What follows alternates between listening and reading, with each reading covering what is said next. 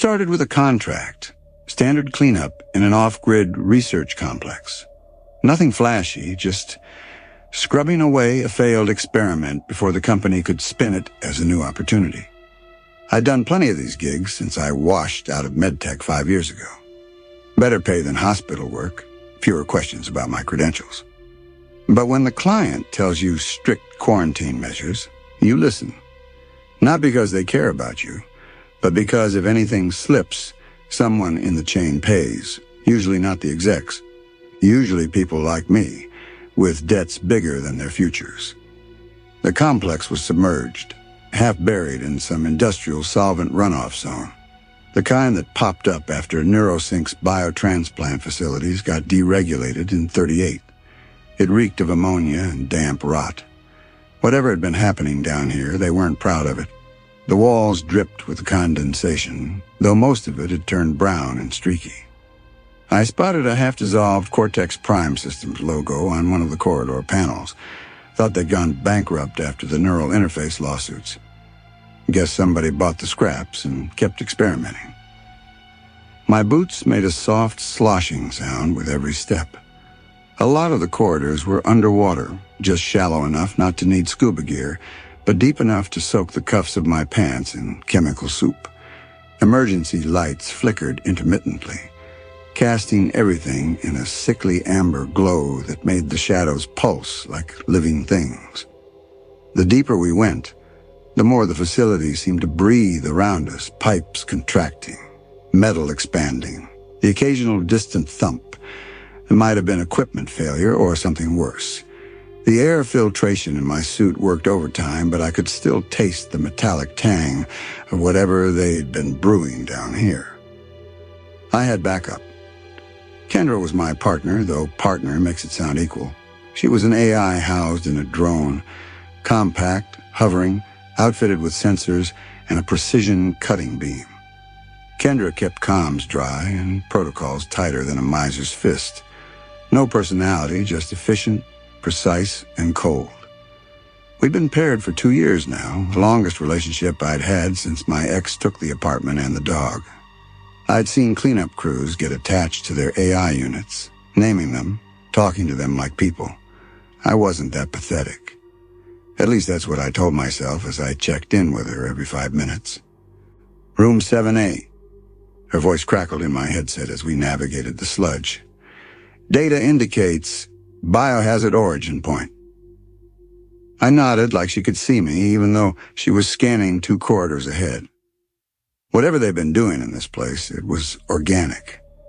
The slurry had that tangy, meat-sour stink, like spoiled milk mixed with copper. I pushed into 7A, and that's when I saw her, or it. She was standing in the corner, one arm sunk into the water, the other pinned awkwardly behind her. Her skin was streaked with rust-colored gunk, and at first, I thought it was just another body, one of the researchers who hadn't made it out. But then I noticed her arm, or where her arm should have been. It wasn't flesh. It was scaffolding, black and jagged like industrial wiring, jutting out from her shoulder in a tangled web. Bits of tubing looped around what could have been servos, though they were too deeply embedded to tell. The other arm, the human one, was smeared with burns and open sores. Her head jerked faintly, and that's when I realized she was still alive. Kendra, we've got... I trailed off, not sure what to call her. She wasn't human, not anymore. Caution. Protocol requires immediate disposal of compromised specimens, Kendra said, flat as ever. The girl's eyes blinked open, and her gaze snapped to me.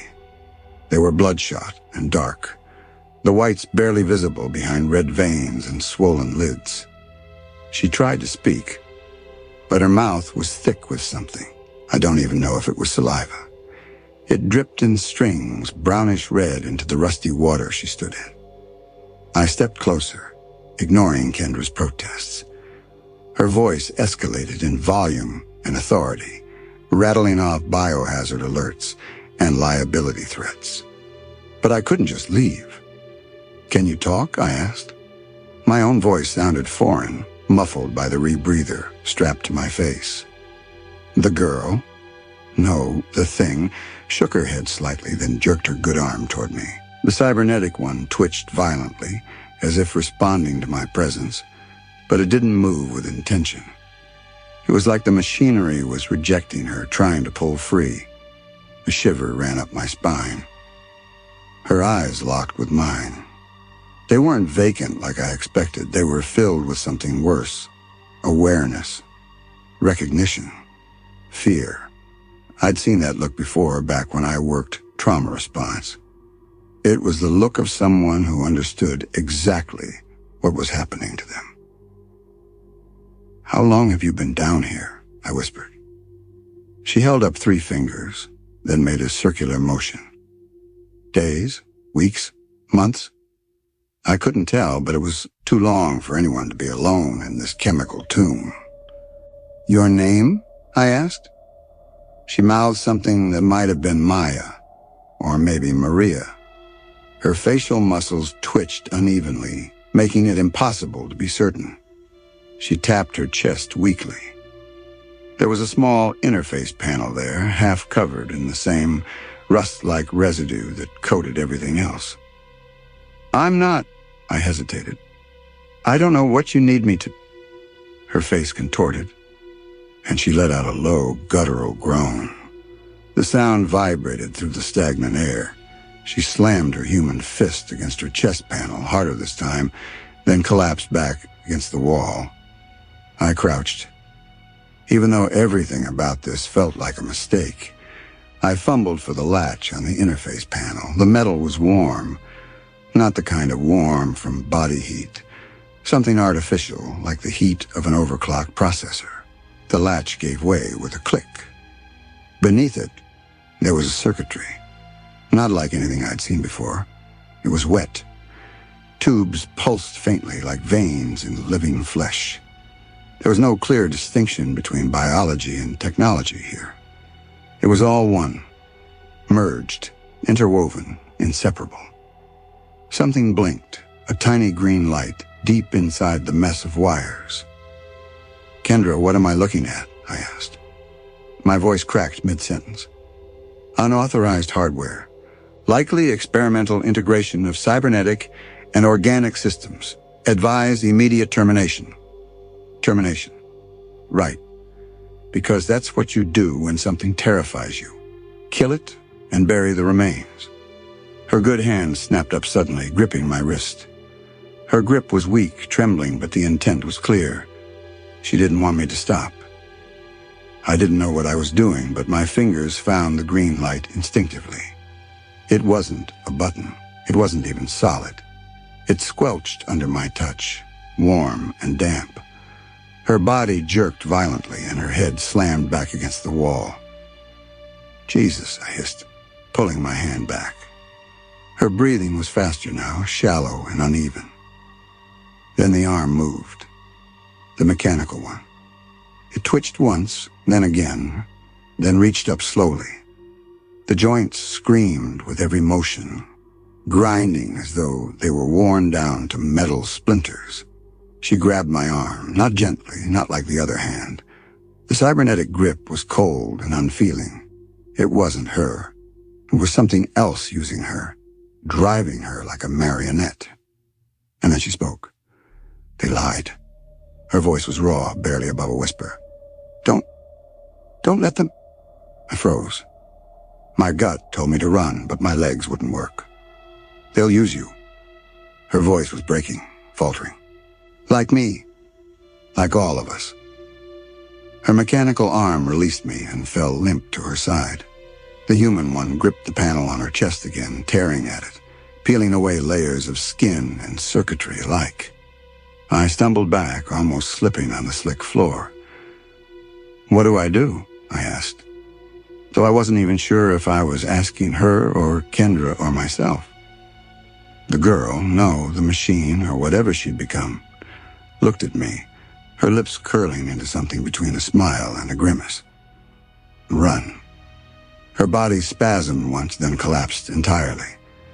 The cybernetic arm twitched a final time before going still.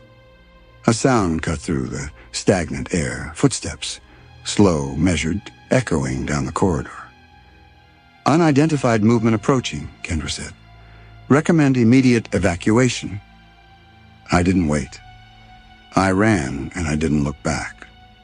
Not until I was halfway to the extraction point. That's when I noticed it. A small data chip clutched in my hand. She must have slipped it to me when her mechanical arm grabbed me. As I climbed into the decon chamber, Kendra's sensors whirred, scanning me for contaminants. Unauthorized object detected, she announced flatly. Protocol requires... I muted her with a tap on my wrist pad. For the first time in our partnership, I broke protocol. I slipped the chip into my personal storage compartment. The girl, Maya, Maria, whatever her name was, she's gone now. But whatever they did to her, whatever they tried to hide down there in that rotten pit, it didn't die with her. Not while I have this chip. And not while I still have a conscience, whatever's left of it. This has been The Girl Man Made. Thank you for listening.